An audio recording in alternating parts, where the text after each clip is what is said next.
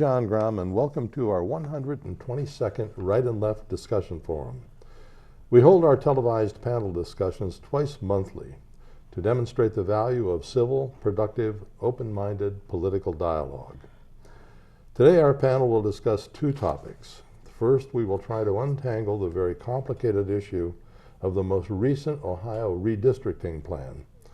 Second, we will weigh in on the latest U.S. tax reform plan and how it has been made unnecessarily misunderstood by both parties. Today's panel, beginning on my left, is Dr. Ronald Chamberlin, retired senior research chemist. On his left is Bryan Laubaugh, president of R&B Financial Services. On his left is Patty Haskins, member of the Wadsworth City Council. Tom Finley, who was scheduled to be with us today, unfortunately took ill and will not be with us, but we may see him in 2 weeks. Ron, after each U.S. census, most states are faced with the task of reshaping their congressional districts to reflect the changes in their population and its distribution. The party in power usually wants to shape the districts to its advantage. Usually always wants to shape the districts to its advantage. Frequently, the party out of power tries to reduce this advantage by various means. Ohio is trying for the second time in 3 years to ask the voters to pass an issue to reduce the partisanship in this process. Do you think it's going to work this time? I think it has a shot. In an ideal world, it wouldn't be something just fueled by the minority party in order to get back an advantage which they have lost. It would be fueled, hopefully, here and elsewhere in the country. These issues of coming up all over the place would be fueled by a desire for fairness of representation. I don't think that that's true here, as it probably has ever been. I have some doubts about it. I think it's a good effort. It does bring in minority party representation, but I found a statement by a group called, from the Atlantic actually, quoting some think tank. And they claim that it would incentivize bipartisan gerrymandering. It will actually make it possible. Minority party can only really play the role of spoiler, while the majority still has the opportunity to carry the day. The natural income of this impasse is the preservation of the status quo and map-wise. Now, are we talking about the issue that passed in 2015? No, we're talking about this one. This one, okay. In Ohio, incumbency preservation would likely mean more years of lopsided, so on and so forth.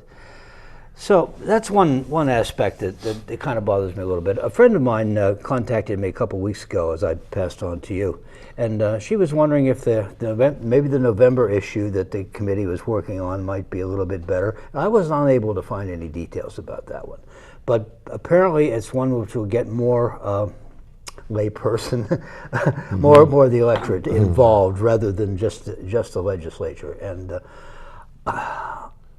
I don't trust that so much either. Well, as I understand that,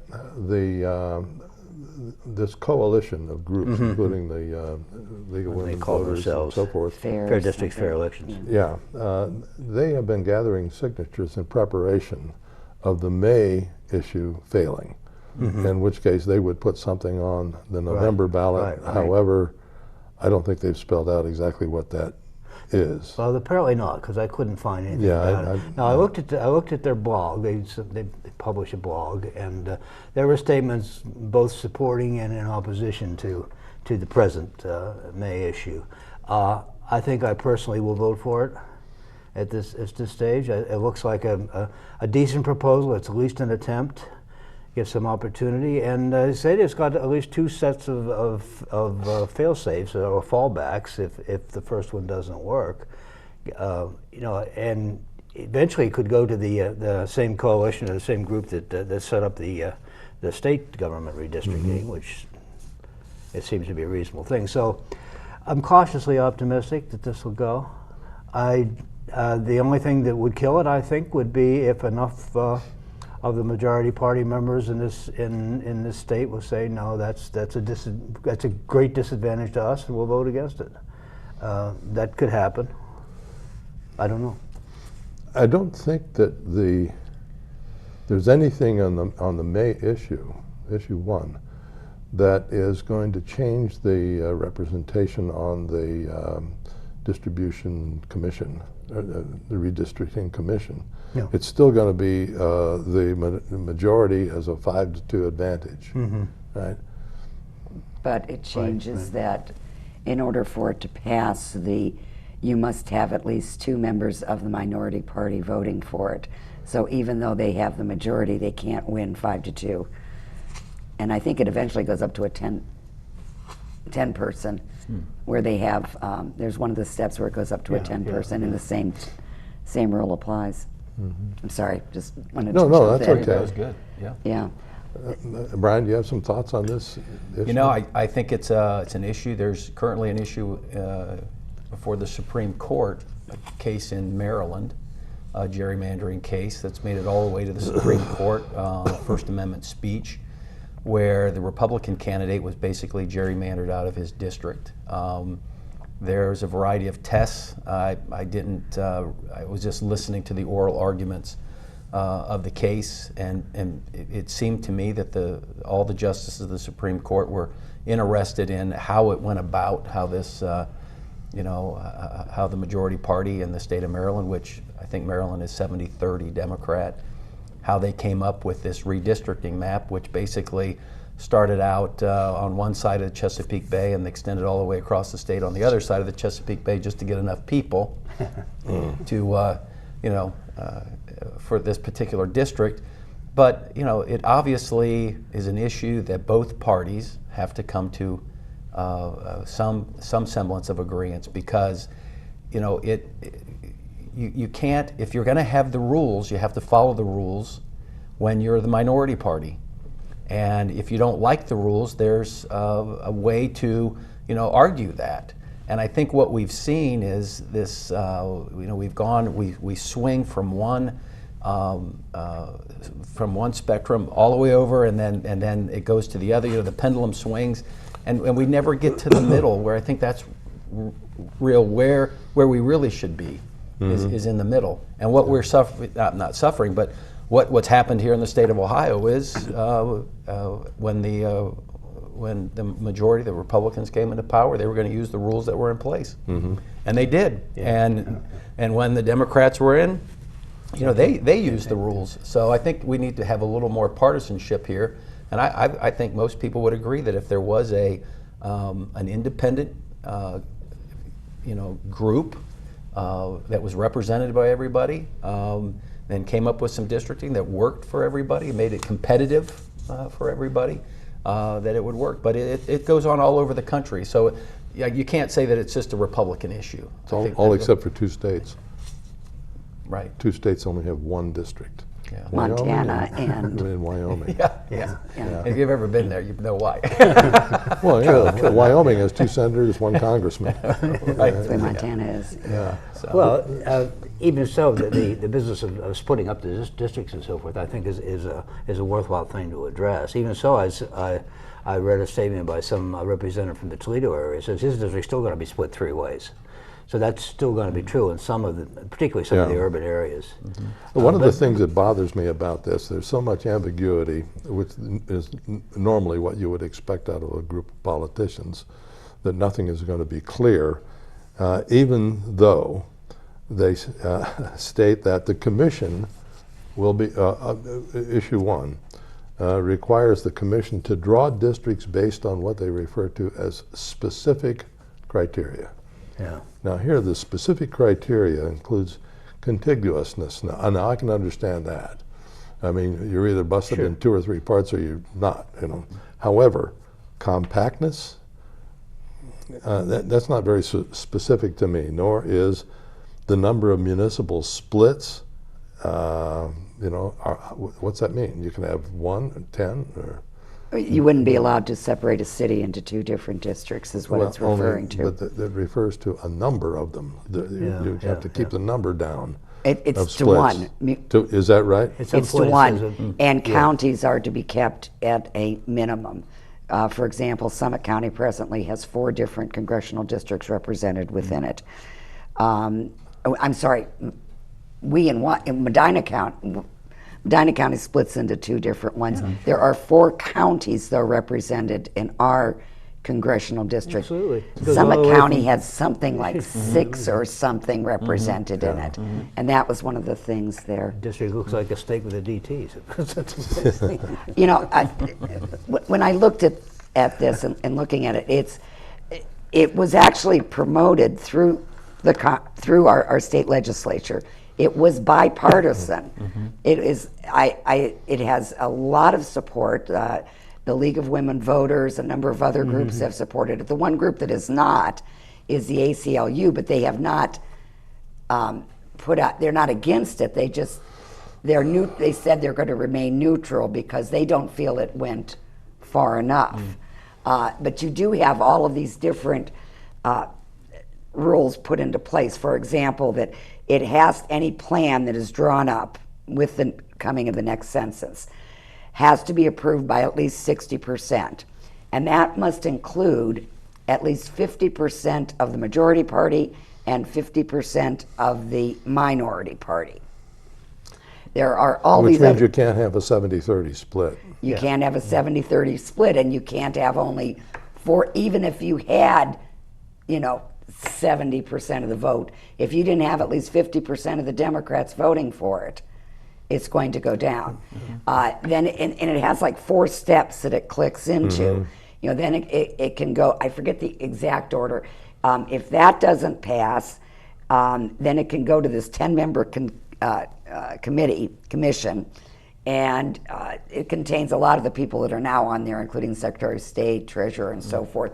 But 2 members of, actually it would end up being 2 members, I think, from the 4 members from the minority party.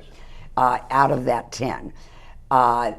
They have some rules that they have to follow, as, for example, not splitting up municipalities, limiting the number of congressional districts that a county can be divided into, or how many possibly that are taken into the others.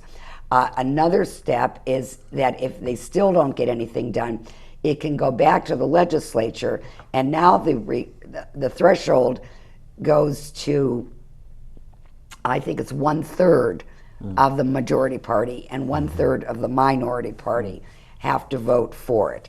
If all of these things fail, then they can go back and it can be passed in the legislature by a simple majority, 51%, period, but it only goes into effect for 4 years, Yes. as opposed to the 10. Yeah. So they have all these little fallbacks.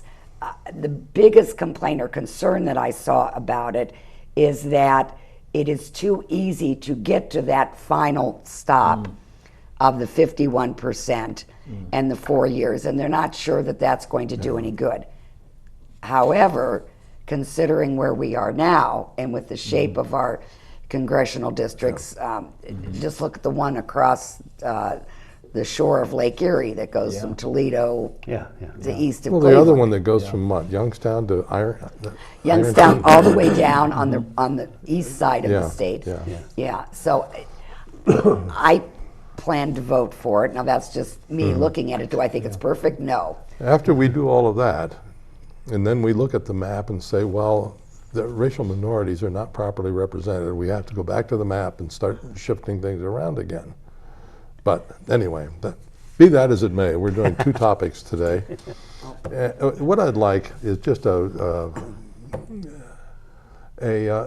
brief overview from each of you on the new tax law that is already in effect. What's your thinking about My it? thinking is that it'll do me some good in short term. My grandchildren are going to suffer for it. How is that? Because these changes we have now, by about 2027, will be changing. Some of the deductions that we're getting will be less. There will be more, by projection at least. There will be more taxes from the middle class, whatever the heck that is. Nobody likes to say they're either up or lower. Everyone says they're middle, but. Isn't that because there's a projected growth in the economy and the middle class incomes are going to be going up, and therefore they're going to be paying more taxes because of higher incomes? There's a sky and up there's a pie, and we're going to reach for it. Well, I think and that- most of the Congressional Budget Office and everybody else is saying this is going to terribly increase the deficit. Again, that's provided there's no growth. providing there's no growth, and so far the growth has not kept up with the projections. It's been 90 days. Yeah, well, I know, but I don't think the projections are that good.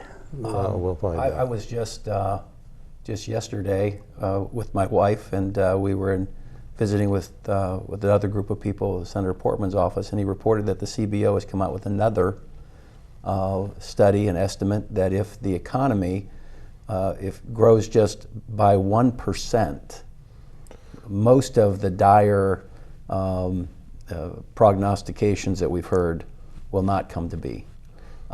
We've been stuck in a very an abnormal range of growth for some time now, well over 10 years, you know, bumping in that 1.8, maybe 2%. Some people call that the European model. But if we can get to 3%, which our economy has done very easily in the past, traditionally, we're 3%, even more. Most of their analysis shows that the economy and the government and the deficits will come down. And one of the things he pointed out is when this type of news comes out, it doesn't get widely reported. Now, this was just a study that just came out like within the last several weeks. And he was sharing his view that if we can keep the ball rolling, you know, you talk about pie in the sky, but the pie has to grow. And as you do that, you bring more people in, and more people pay taxes. I believe that everybody you should pay your taxes. You should pay your fair share, not a penny more, not a penny less.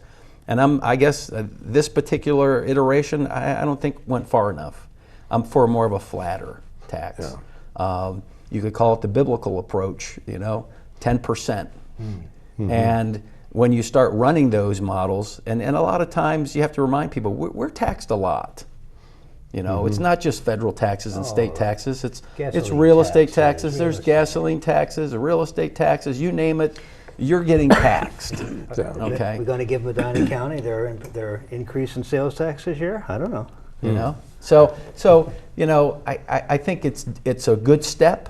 We're moving in the right direction, but we really need to, on the other side, on the spending side, we don't have to. There are plenty of things that we can do. And leave my Social Security and Medicare alone. Well, exactly. We're going to grandfather you. Don't worry, you're going to be fine. But part of the solution to this Social Security thing is that we don't allow people to invest in the private sector. And coming from the private sector, being in investments and things of that nature, if a person could have taken a third, I've seen studies, if they could have taken a third of their Social Security and allocated it amongst a variety of indexes, it would have been 3 times as much when it comes time to retire. And the income that would generate. But we have this aversion because of some of the experiences we've had over a period of time to not do that. And so we've relied on the government and the Treasury, and we're robbing Peter to pay Paul. So. We've done it twice in my lifetime, my adulthood, under Kennedy and under Reagan. We've gone through a tax reform which faced the reality that investment capital needs to be free to be invested and not taxed. And in each case, when there have been tax cuts for the wealthy, for the corporations and all, the economy has soared. It didn't take too long after the Reagan tax cut that they quit calling it Reaganomics, and that Bush quit calling it voodoo economics. It worked and it was successful. It did under Kennedy, but the thing that I think is the big sticking point with most people is that the rich get more money because they pay more, and the poor don't benefit. As Nancy Pelosi says, they just get crumbs. But Patty, and I'm sure you got some thoughts on this. Yes. Every report I have seen, it shows that there are many that are going to lose any benefit from this tax cut within a few years. And I don't know where Mr. Portman is getting his information from, but I have The not CBO. seen. The CBO has also stated the other, but that may be his interpretation of the CBO. One of the concerns, and you talk about investment. Investment is great to talk about if you have money to invest. And being able to invest, $200 is not going to make you wealthy enough to support yourself in time. The plan, everything I have heard is that in order to cover the costs, that there are those in Congress that want to look at Medicare. They want to look at Medicaid. They want to look at Social Security and go after those. There's also, there's always been attempts to privatize those, and I think that may come out of it, which they've shown to be not really fair or accurate for people. I am very concerned with it. You mentioned Nancy Pelosi's crumbs comment. I don't really understand the big deal about it. What she is saying is that, yes, it's nice you're getting money, but if you had not given all of this extra tax break to the wealthy, you might have given more to those that are in the lower incomes so that they can improve their lot in life. When we're talking about tax breaks for the wealthy compared to the middle class, are we talking about percentage of income, or are we talking about absolute dollars? Both. The percentage is higher. The percentage is higher? The percentage is higher, yeah. I think, it's still a series. I think one of the things when I've worked with individuals, clients of mine that probably would be considered wealthy, they're actually paying more because a lot of the deductions, just the normal deductions that most people take from state, federal real estate taxes, all those things, they're losing those deductions. So they've actually had their tax bill increased because of just the normal stuff that everybody gets to take. Now they're being limited on that. And so more of their income is being exposed to taxes, and their tax rates have gone up. Now I can't speak to the Warren Buffetts or the Bill Gates of the world or the GE that pay no taxes. Those types of things, But the people that have been out there in small businesses that have worked and their business has had some success and it's a pass-through to them, they're paying more in taxes. And it's progressive in nature. So, when you get done ladling on state taxes, local taxes, real estate taxes, you're still up in there north of 40%. And that's just sort of a back of the envelope. John, and you had mentioned about businesses increasing their profitability when there's better situation for those businesses. It all goes down to like your trickle down economics, and I don't know that has ever worked. And it sounds like you're saying that it has. And after the Reagan tax cut, we enjoyed instilled the longest continuous economic growth in our history. And then when were the taxes raised then? Under Clinton. And why?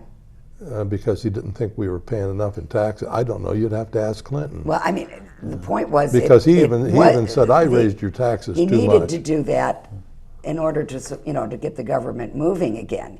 There's a point. There's got to be a happy medium there. But the other part of that, the Reagan administration spent far more money. I remember when he was elected, I thought if he doesn't get the deficit under control, I may never vote again.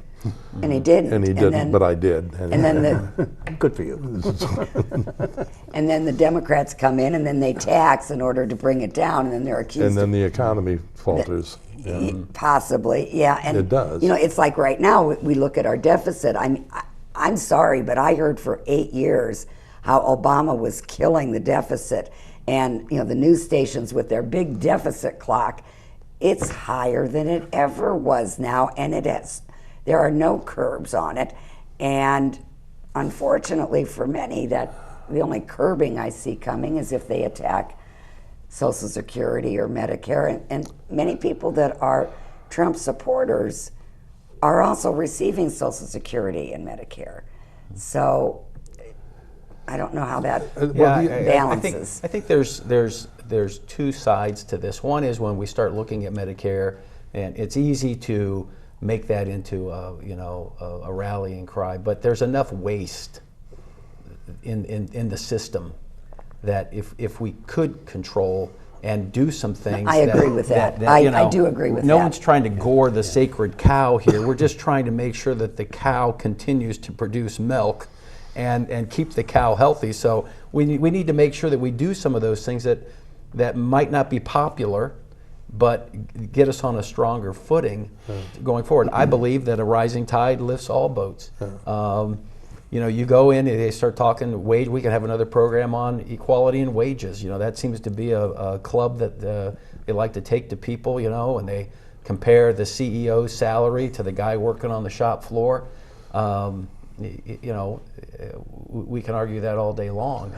You've been on the side of that argument talking about sports figures, Sure. So you pay a guy $40 million to play baseball, but he's bringing in money for the whole corporation, which is spreading through Right. all the parking lot attendants and stuff. Right. They're making money too. But that same principle doesn't get transferred over to the guy that's running the $10 billion company. It doesn't get transferred over to the Bill Gateses of the world. My feeling is if Bill Gates and Warren Buffett want to spend more and pay more in taxes, write a check. Nobody's stopping anybody here from sending in an extra, $10,000 or $5,000 to help out with the deficit. I saw this morning where Megyn Kelly signed a $69 million contract when she went to NBC. The net result is she's dragging down her ratings for practically everybody else on NBC. Now, 69 million is... You go, girl. I'm all for it. 69 million. She's a good negotiator. Well, the fact is that we're never going to get a political agreement on this because it's now in our DNA to hate each other. I don't know. Absolutely. I hate you, John. I don't hate Patty. With the tax cuts, people do need to talk to their CPA or their accountant and find out all of the effects instead of just gleaning what you hear from the news as to whether it's going to be good or bad. Well, I'm disappointed. I thought you guys were all going to come up with a perfect solution to this, but you gave it a try. Thank you very much. See you.